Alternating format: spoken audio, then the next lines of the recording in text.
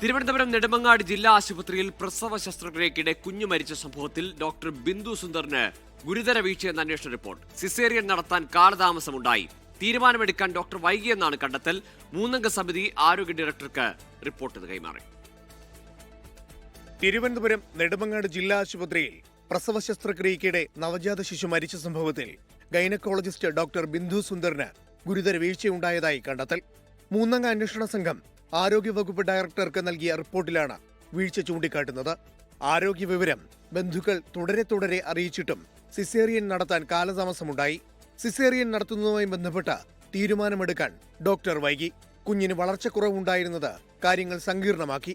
Doctor Bindu സുന്ദറിന് 2 തവണ വീട്ടിലെത്തി പണം നൽകിയെന്ന ബന്ധുക്കളുടെ ആരോപണവും റിപ്പോർട്ടിൽ പരാമർശിച്ചിട്ടുണ്ട്. നിലവിൽ അന്വേഷണ വിധേയമായി സസ്പെൻഷനിൽ തുടരുകയാണ് ഡോക്ടർ ബിന്ദു സുന്ദർ. ഡോക്ടർക്കെതിരെ സ്വീകരിച്ച നടപടിയിൽ പ്രതിഷേധിച്ച് KGMOയെ നാളെ മുതൽ കടുത്ത സമരമുറകളിലേക്ക് നീങ്ങാനാണ് തീരുമാനം. നെടുമങ്ങാട് ജില്ലാ ആശുപത്രിയിൽ OP ബഹിഷ്കരണം തുടരും. 24 തിരുവനന്തപുരം. ലോകത്തെവിടെയായാലും ഏത് സമയത്തും 24 വാർത്തകളും ഓഗ്മെന്റഡ് റിയാലിറ്റി പാക്കേജുകളും എക്സ്പ്ലെയിനറുകളും വിശദമായി കാണാൻ ഞങ്ങളുടെ YouTube ചാനൽ നിങ്ങൾക്ക് സബ്സ്ക്രൈബ് ചെയ്യാം.